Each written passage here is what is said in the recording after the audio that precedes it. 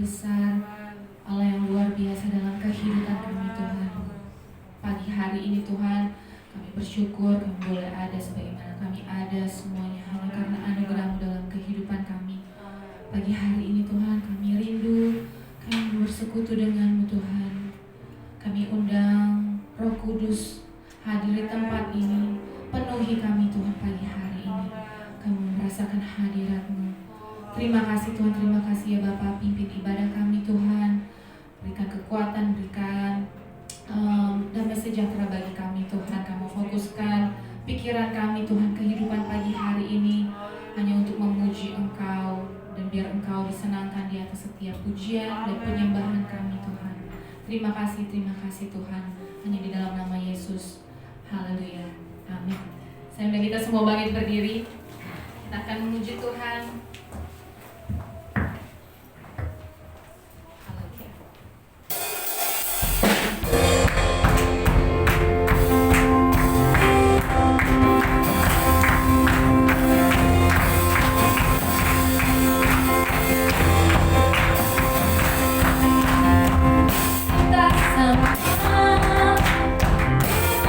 Pilih Allah, dapat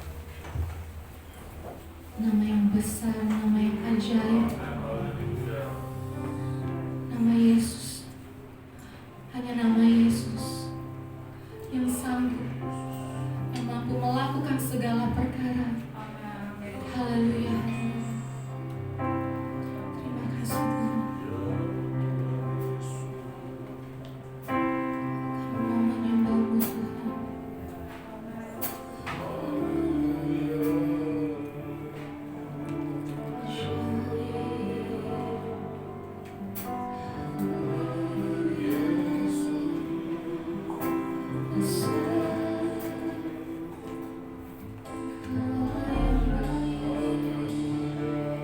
kita mau renungkan kebaikan Tuhan.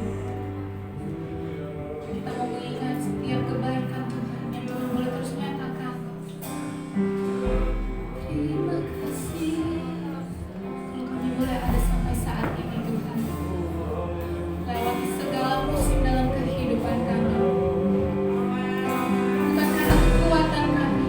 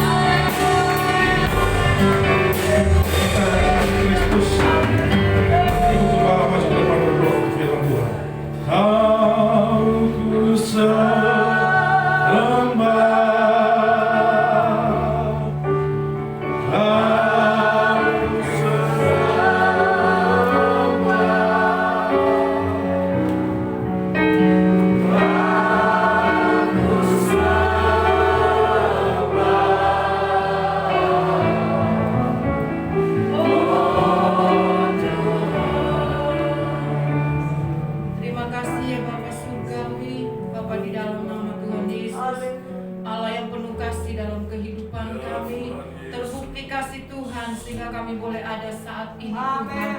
Bagaimana kami ada Tuhan, kami percaya ini semua karena kemurahan Tuhan.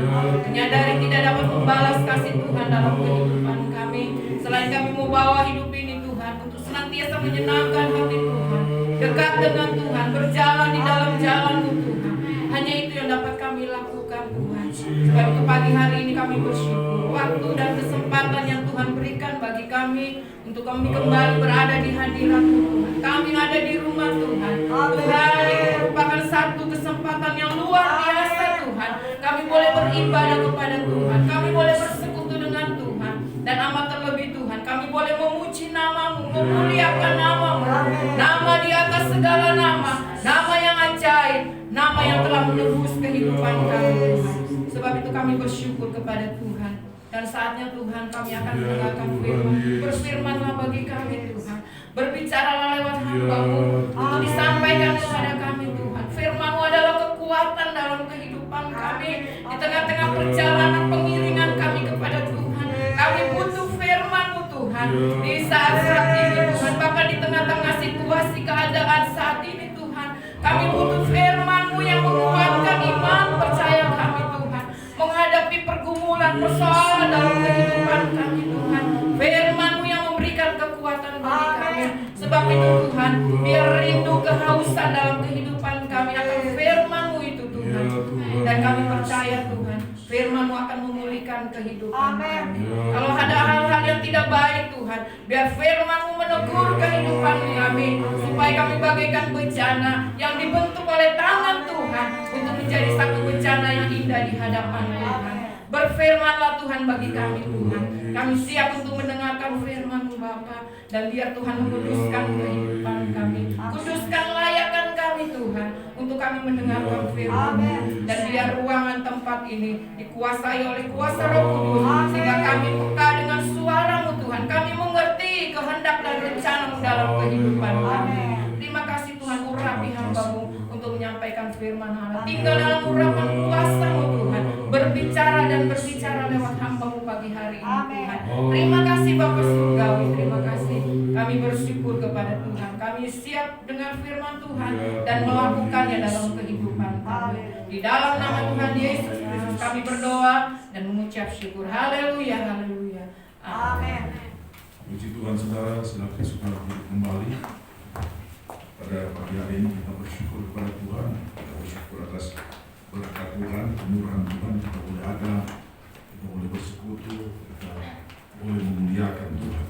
Saudara yang saya kasih dalam Tuhan, pada pagi hari ini saya akan menyampaikan firman Tuhan yang seharusnya saya masih ada tema yang kata sukar, persembahan yang baik di masa sukar. Tapi saudara yang saya kasih dalam Tuhan, saya beberapa waktu yang lalu saya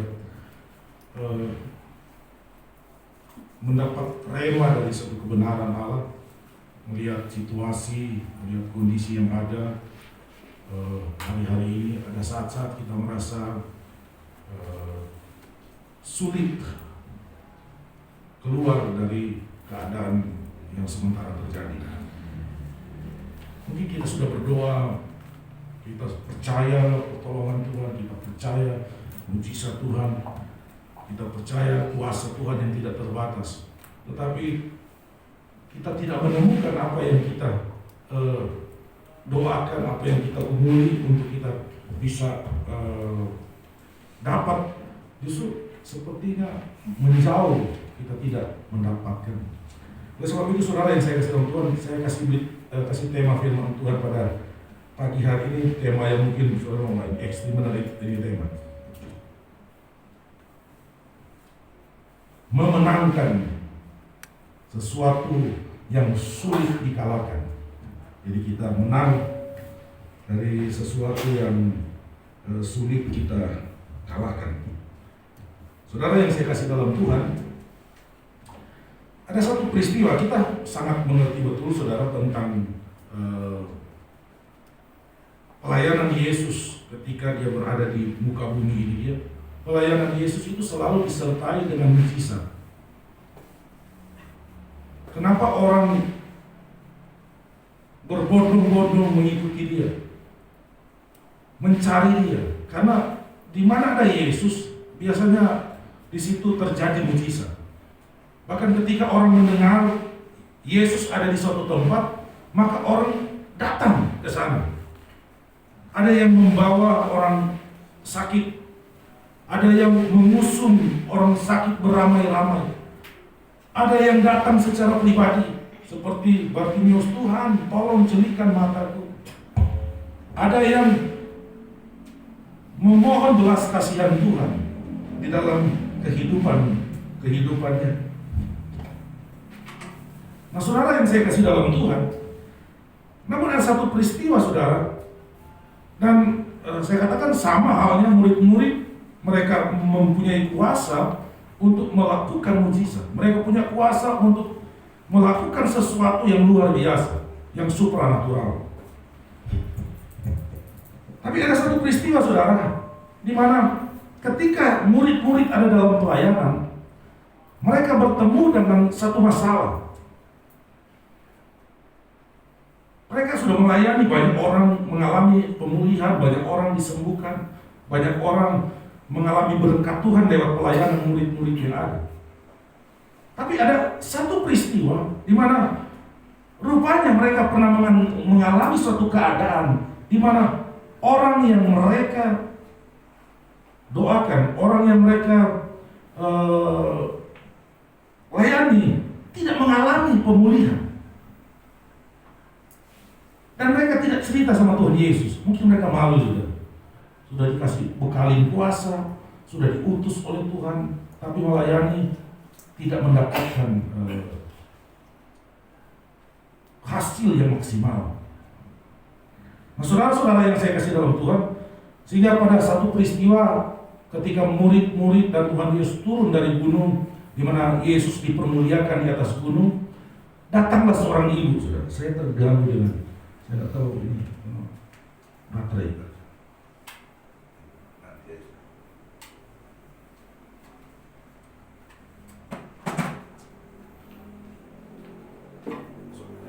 Saudara yang saya kasih dalam Tuhan, ketika mereka turun di atas gunung, saudara lihat dalam kitab Matius pasal yang ke-17 ayat 14 mulai.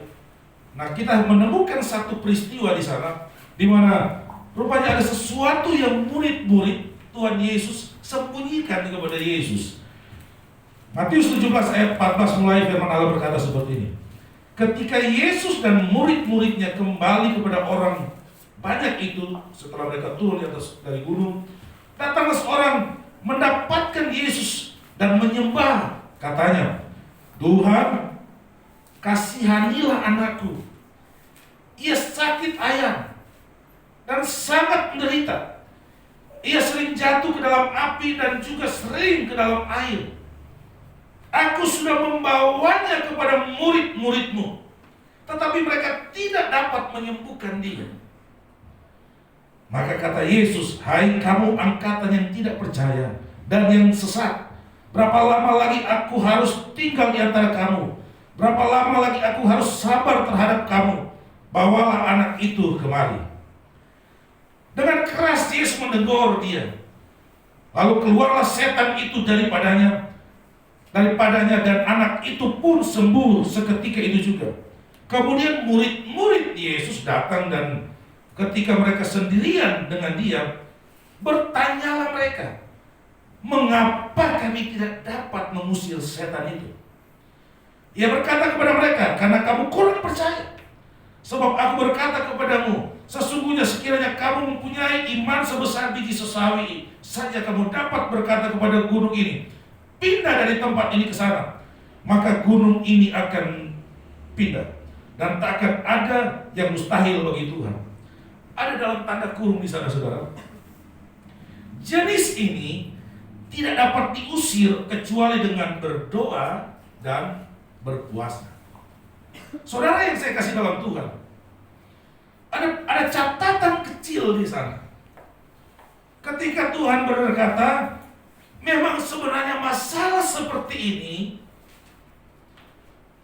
persoalan seperti ini hanya dapat dikalahkan dengan berdoa dan berpuasa. Nah, saudara yang saya kasih dalam Tuhan, oleh sebab itu saya buka ya saudara. Selama ini saya potong masker terus saudara, karena saya suka taruh di YouTube, takut nanti jadi masalah di belakang hari. Ya mereka tahu kita betul-betul mengikuti protokol kesehatan dengan baik. Nah, saudara yang saya kasih dalam Tuhan, kita melihat ada masalah yang sulit dikalahkan. Murid-murid pergi berdoa, orang sakit sembuh, orang sakit datang, mereka berdoa sembuh. Yesus melakukan banyak mujizat. Tetapi peristiwa ini membuat satu pelajaran yang berharga kepada murid-murid, di mana kok kenapa yang satu ini tidak bisa? Nah, saya tidak mau katakan kepada saudara, karena di lain ayat ada penyakit apapun sembuh. Orang yang kerasukan setan pun mereka dilepaskan. Tapi saya mau katakan ini hanya satu pelajaran bagi kita. Ada saat-saat kita berhadapan dengan situasi, kita berhadapan dengan keadaan di mana sepertinya persoalan tersebut tidak selesai-selesai.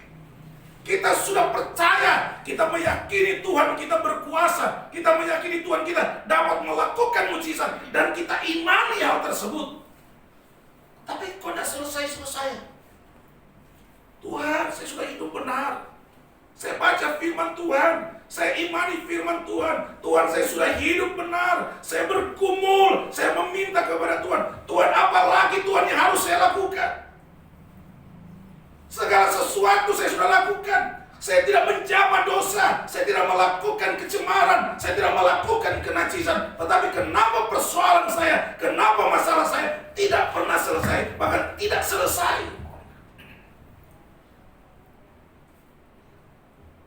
Ada saat-saat keadaan membuat kita rasanya kita putus asa. Nah, saudara-saudara yang saya kasih dalam Tuhan, tidak semua persoalan harus diselesaikan dengan cara yang sama. Yesus berkata kepada murid-murid, "Hai kamu orang yang kurang percaya." Rupanya Yesus mau. Percaya sudah ada, tapi kurang. Berarti harus ditingkatkan. Berdoa ya sudah berdoa, tetapi harus ditingkatkan. Yesus berkata, hal ini dapat diselesaikan dengan berdoa dan berpuasa. Sebab itu saudara, saya mau mengajak saudara. Saya tidak tahu apakah ada di antara kita yang ada masalah yang tidak selesai. Ayo kita cari solusi yang lain. Cara bagaimana menyelesaikannya. Kita coba datang. Kita meminta, saya katakan, saya menyampaikan ini saudara. Saya berkata, saya mendapat rema, mendapat sesuatu dari kebenaran Tuhan ini. Karena sebagai hamba Tuhan, ada hal-hal di mana saya berdoa kok kayaknya itu, saya menghantam satu tembok baja yang kuat yang tidak pernah tembus. Tapi ada satu saat saudara, ada saat-saat di mana di lain waktu saya sepertinya hanya berdoa tutup mata, apa yang saudara doakan selesai. Tapi terkadang saudara ada satu persoalan yang susah sekali saya mau menyelesaikan. Sudah berdoa, sudah percaya, tidak bisa selesai-selesai. Rema yang Tuhan berikan kepada saya, rupanya ada sesuatu, masih ada sarana yang lain yang dapat kita lakukan, yang dapat kita buat untuk menyelesaikan suatu hal yang saya katakan tadi, yang sulit dikalahkan, memenangkan sesuatu yang sulit dikalahkan. Saya menyampaikan firman Allah ini sudah banyak gangguan di hati saya. Yang pertama, udah lanjut aja yang kematian, tema saya. Sekarang dengan tema terakhir, persembahan yang benar di masa sukar selesai. Saya masih melanjutkan Daud dan Saul. Tapi hati saya, saudara, enggak damai sejahtera. Kalau itu, saudara, saya tidak perlu belajar lagi, dalam artian sudah terbentuk, konsepnya sudah ada. Tinggal mungkin mengulang saya baca, tapi itu sudah terbentuk, kerangkanya sudah ada. Saya tinggal buka, saya tinggal menyampaikannya, selesai. Tentunya kami hamba Tuhan berdoa. Sebab itu ketika saya berdoa, saya kehilangan damai sejahtera ketika saya mau menyampaikan itu. Hati saya selalu tertuju kepada tema ini, saudara. Tadi pagi semua baik-baik, dan kemarin semua baik-baik. Selesai kami doa subuh, masih baik, saudara. Tapi sebelum mengantar istri ke pasar, sudah tak benar ini perut saya, saudara. Makin ke sini, saya makin tak benar perut. Saya lagi memuji Tuhan, ini perut tak benar, sakit benar. Saya takut jangan-jangan ini pas tunjuk kita akan mendengarkan firman Tuhan, ini perut saya sudah nggak bisa kompromi, sakit perih benar, saudara. Tapi saya berdiri sekarang ini, saya tidak rasa apa-apa. Saya udah bohong, saudara. Tadi sudah baru 3 kali saya ke toilet. Makin kesini makin perih. Yang saya takut keempat kali pas saya menyampaikan firman Tuhan. Tapi saya berdoa, Tuhan, saya mau berdiri, saya mau menyampaikan firman Tuhan. Tolong Tuhan, mampukan saya. Dan saya mendapatkan kekuatan.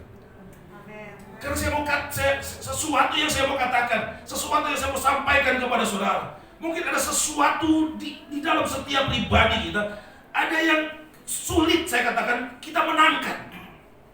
Nah, saya mau menyampaikan satu solusi. Dia bukan hanya berbicara tentang penyakit yang seperti sakit yang dalam tubuh. Kita bukan hanya berbicara tentang sesuatu orang yang nyata-nyata dia mengalami kerasukan setan dan lain sebagainya. Tapi banyak hal. Penyakit itu bicara luas. Baik secara tubuh, secara fisik ini sakit, memang sakit. Ada sakit yang perlu disembuhkan. Tapi dalam kehidupan kita, dalam skala aktivitas kita, mungkin ada sakit di sana, mengalami kendala-kendala. Kita tidak bisa beraktivitas dengan baik untuk menjalankan usaha, menjalankan pekerjaan, karena ada sakit, ada perjalanan yang sakit. Tubuh ini memang sehat, tetapi apa yang kita kerjakan, di situ ada sakit.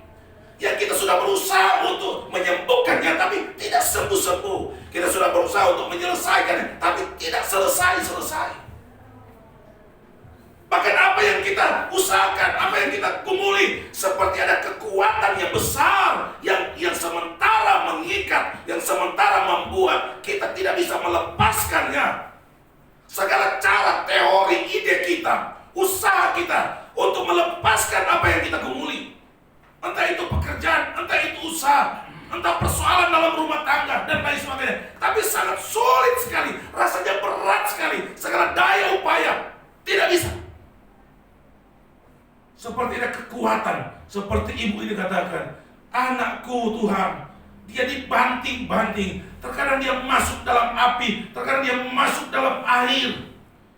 Murid-muridmu tidak bisa menolong dia, tidak dapat melepaskan dia.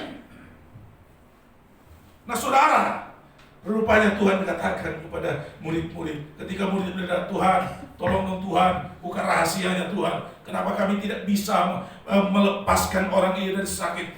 Kami tidak bisa melepaskan orang dari ikatan setan. Tuhan, kenapa Tuhan? Lalu Tuhan berkata kepada mereka, jenis ini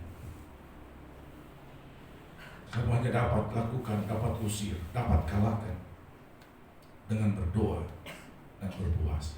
Amin, saudara. Kita mau datang, kita mau berdoa. Saudara-saudara yang saya kasih dalam Tuhan,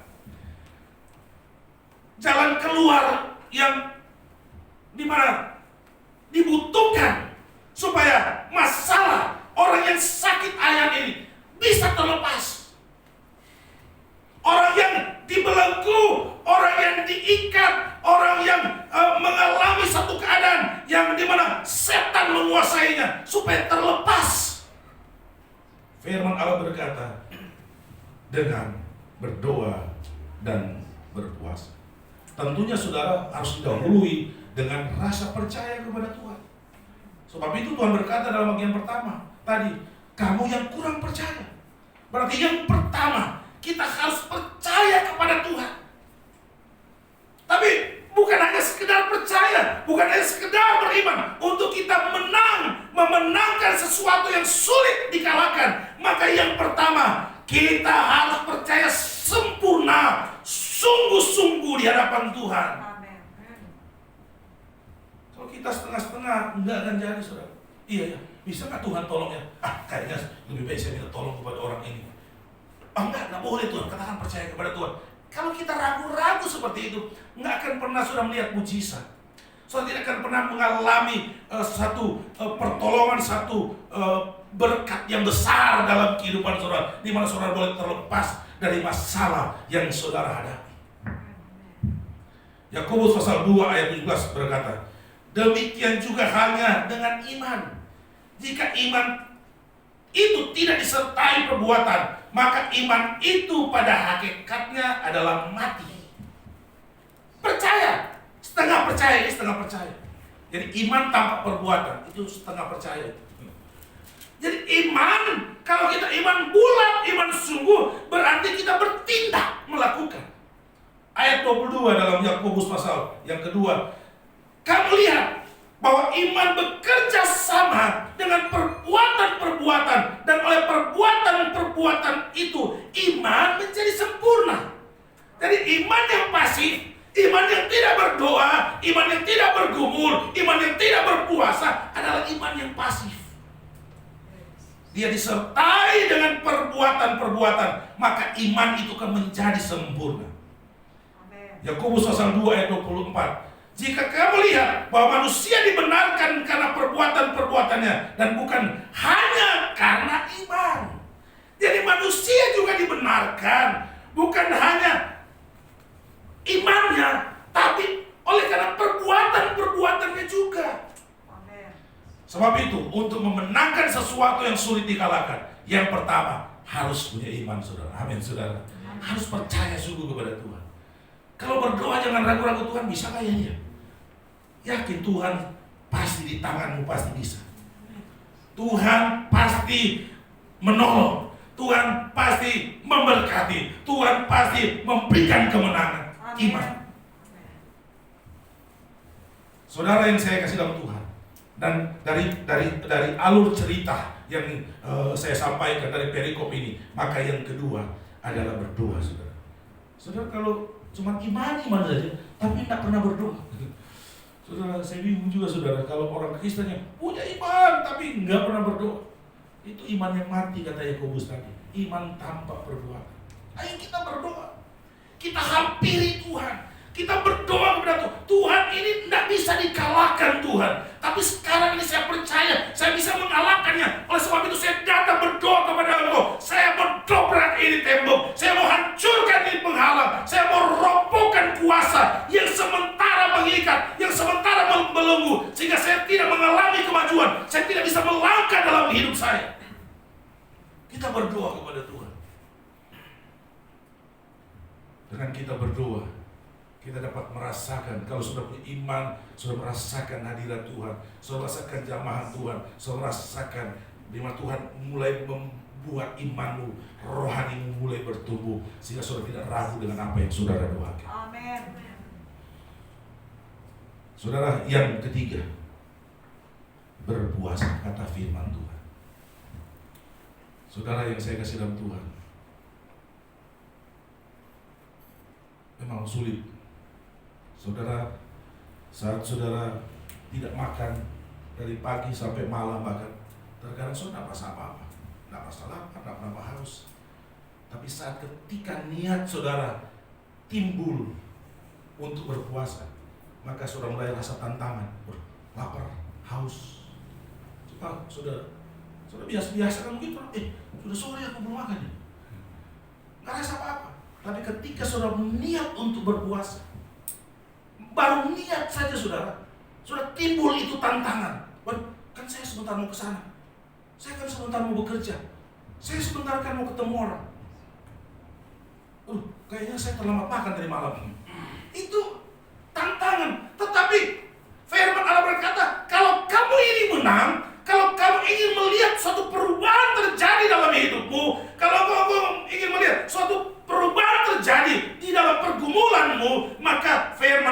berkata jenis ini hanya dapat dikalahkan, hanya dapat dimenangkan dengan doa dan puasa. Amin, saudara. Amin.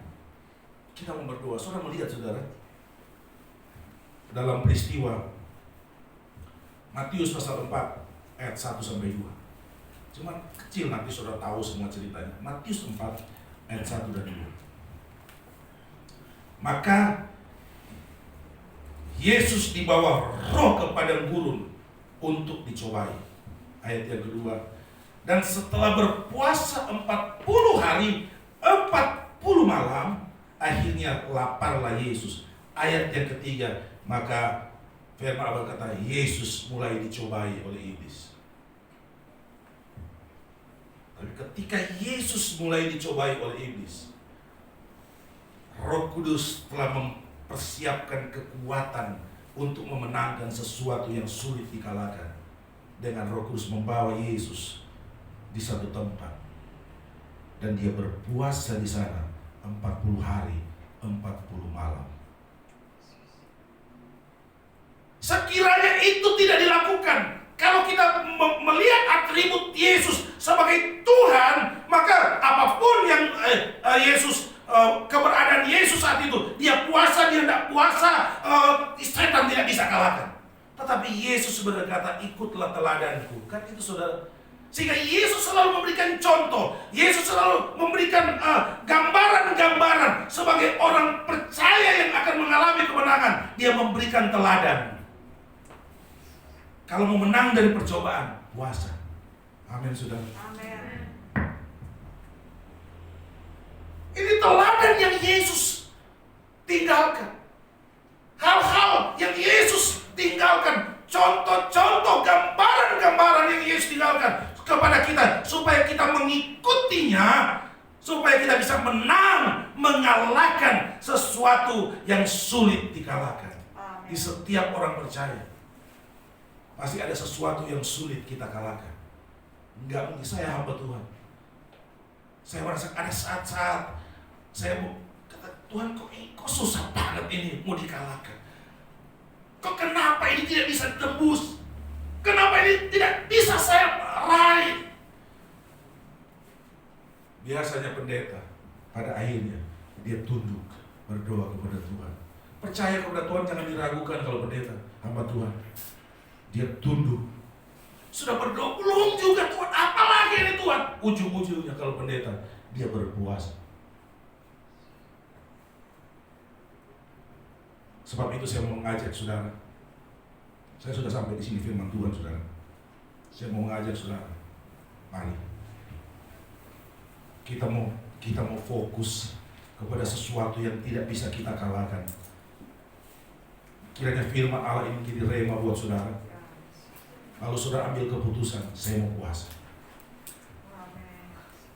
Saudara yang saya kasih dalam Tuhan, saya mau ajak saudara.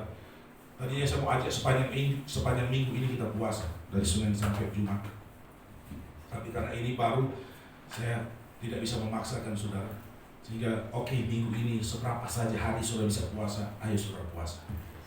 Nanti bulan Desember, mudah-mudahan bulan Desember kita semua baik-baik, situasi baik-baik, kita ambil puasa 1 minggu. 1 minggu bukan 1 minggu full, saudara.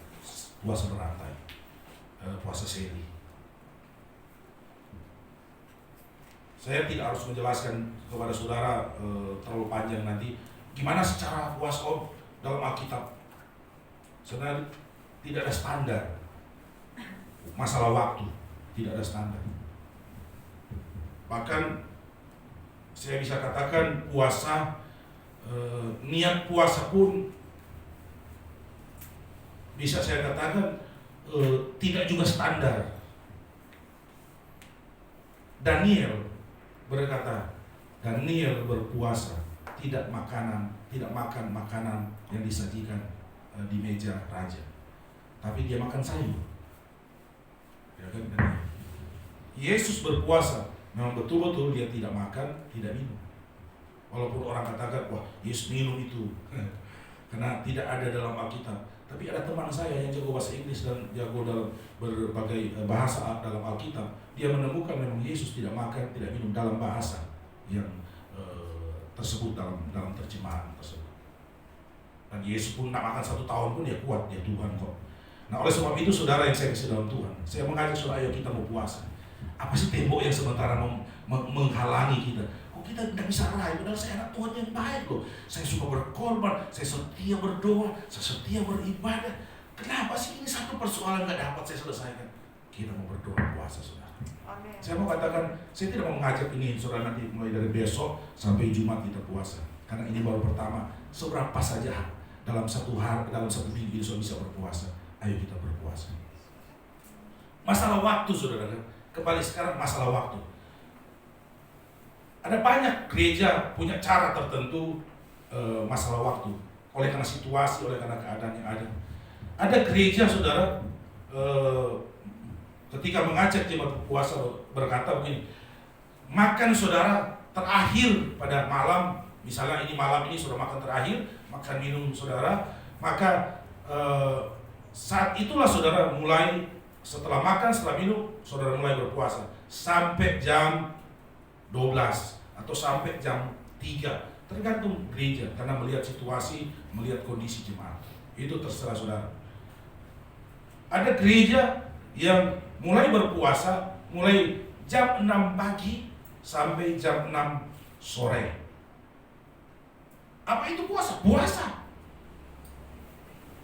Saya bilang itu tidak puasa, karena tidak ada standar dalam Alkitab.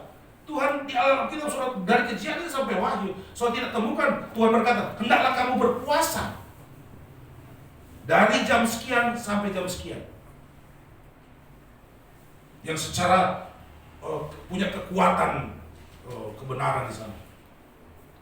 Bahkan ada gereja di Jakarta saudara yang melakukan puasa begini, dia makan siang terakhir, itu makan siangnya terakhir. Lalu dia mulai puasa, nanti dia buka, kumpul di gereja, karena jemaat-jemaat Jakarta kan rata-rata pekerja. Jadi hanya bisa kumpul setelah di atas jam 8 malam. Lalu mereka datang di gereja bersama, lalu mereka berdoa. Habis berdoa, mereka buka puasa. Jadi masalah jam, masalah waktu itu relatif. Nah sekarang saudara, kita bagaimana? Saudara, itu pilihan saudara. Kalau kami pastori biasa makan terakhir kami malam, sudah itu makan terakhir, lalu kami mulai puasa sampai jam 3, jam 12 atau jam 3. Kalau saudara mau pakai itu saudara, tidak masalah. Kalau saudara mau puasa mulai jam 6 pagi sampai jam 6 sore, itu juga tidak masalah. Yang penting yang pertama saya katakan niat saudara. Karena ketika niat itu sudah timbul, godaan itu langsung datang untuk menggagalkan puasa saudara. Setelah itu kita sudah ambil waktu, sudah putuskan untuk kita berpuasa. Saudara juga jangan hanya menunggu-nunggu jam, cuma lihat, aduh masih 3 jam, aduh masih 2 jam, makin lapar itu saudara. Tapi sudah ambil waktu untuk berdoa, bersaat teduh. Saudara tidak diganggu dengan aktivitas lain lagi. Mungkin kalau saudara di kantor, kan ada kantor, saudara bisa bersaat teduh di kantor. Ketika jam makan kan jam 12 sampai jam 1 ke jam makan. Saudara mungkin hanya duduk di meja saudara. Orang tidak tahu, tapi Tuhan tahu saudara sementara berdoa. Amen. Tuhan tahu saudara sementara memanjatkan permohonan kepada Tuhan untuk saudara memenangkan tentang hal yang saudara tidak bisa kalahkan, yang sulit untuk dikalahkan, saudara harus menangkan itu. Saudara merenungkan firman Tuhan. Jadi jangan hanya tunggu-tunggu waktu saudara, itu cuma tahan lapar namanya saudara. Niat sih puasa, tapi ujung-ujungnya cuma tahan lapar. Saudara ambil waktu, niat, ambil waktu untuk bersatu dengan Tuhan. Kalau saudara ambil jam 6 pagi, kan saudara ke kantor kan jam berapa sih saudara ke kantor? Habis saudara makan, kalau mungkin saudara sedang sahur ya, habis sahur saudara ambil waktu berdoa sebelum saudara sudah mau ke kantor, berdoa. Mungkin cuma 20 menit, 15 menit, 20 menit, setengah jam kalau memang memungkinkan itu waktu saudara berdoa. Di kantor ketika ada kesempatan, saya katakan tadi, saudara punya waktu untuk saudara mengambil waktu bersatu dengan Tuhan. Ambil waktu bersatu dengan Tuhan. Dan pilihan berikut saudara, apakah saudara full berdoa, puasa? Saudara puasa tidak makan dan tidak minum, itu pun saudara yang tentukan.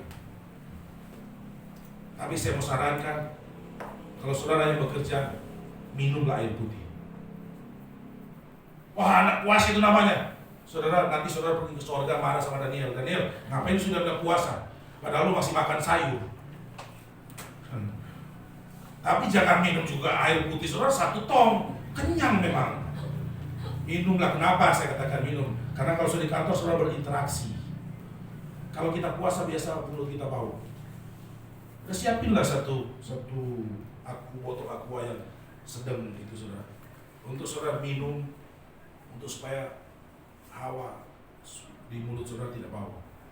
Bukan untuk mau mengenyangkan. Saudara berpuasa juga jadi syah sama orang lain. Ada juga yang berdosa, itu makin tebal itu tembok. Tuh kamu sih puasa, tapi ada orang yang jadi syah dengan kamu. Kenapa? Mulut kamu itu kalah itu corona. Jadi bolehlah saudara, karena Alkitab juga tidak melarang. Alkitab tidak melarang. Kecuali memang iman saudara. Saudara ambil keputusan, saya mau berpuasa, tidak makan dan tidak minum. Jangan di tengah jalan saudara mau minum. Itu batal namanya. Karena niatnya tidak makan, tidak minum. Karena sudah tidak tahan, kan Pak Pendeta boleh bilang minum. Itu saudara bohong namanya. Jadi niat pertama saudara, itu yang saudara kerjakan. Karena toh saudara pakai juga Daniel, tapi harus rutin ya saudara. Betul-betul cuma sayur terus saudara makan. Saya mengharamkan semua daging, entah itu babi panggang, babi rica dan lain sebagainya. Saya puasa Daniel. Betul saudara. Lakukan itu. Saudara hitung berapa lama Daniel berada di meja raja setiap makan. Kalau itu sekian tahun saudara makan sayur terus. Jangan cari akal-akal saudara. Puasa betul-betul kita bergumul. Kata puasa saja itu suatu pergumulan. Nah, saudara bisa pilih. Saudara nanti mudah-mudahan tidak ada halangan, tidak ada bulan Desember kita ambil di bulan Desember 1 minggu atau 5 hari full dari Senin kita puasa seri. Nah mungkin Desember kita sudah tahu bagaimana cara berpuasa, menyesuaikan, sudah trik-triknya sudah tahu. Nah kita sudah bisa tentukan. Oh kalau sekarang kita puasa dari jam 6 pagi sampai jam 6 sore. Itu saudara. Kalau sekarang saya memberikan kesempatan kepada saudara menentukan sendiri. Tapi mari, seberapa hari pun yang kita bisa ambil di minggu ini, ambillah itu. Kalau saudara merasa ada tembok yang sulit untuk saudara kalahkan, ambil. Dan kita akan lihat kemenangan yang Tuhan akan berikan. Kita akan melihat pertolongan Tuhan dalam hidup saudara. Saya mau katakan kepada saudara, mau sampaikan ini saya sampai mulus-mulus. Sampai sakit perut saya. Karena saya tahu, ini setan paling takut. Setan, kalau memorinya, kalau saya pakai bahasa seperti kita, memori setan mengingat Yesus ketika puasa, dia tidak bisa kalahkan. Daniel saat dia puasa, setan tidak bisa kalahkan. Kalau jemaat di akhir zaman berpuasa, setan tidak bisa kalahkan. Kita akan menjadi pemenang. Puji Tuhan saudara. Ayo kita harus menang. Kita harus menang saudara. Saudara, saya hamba Tuhan, ada saat saya merasa terpuruk dengan keadaan yang ada. Kita harus menang, kita harus ambil sikap dalam pribadi kita. Apalagi kalau kita bisa mengajak keluarga kita, suami atau istri, kita ambil keputusannya, kita puasa. Saudara, saya yakin, saya percaya kekuatan itu akan lebih besar untuk mendobrak sesuatu yang sulit untuk dimenangkan. Dan kita pasti akan keluar sebagai pemenang. Puji Tuhan saudara. Kita akan berdiri, kita akan akhiri firman Tuhan pagi hari ini. Mari sama-sama kita berdiri, kita nyanyikan satu pujian bagi Tuhan. Dan kita akan berdoa buat firman Tuhan yang sudah kita dengar pada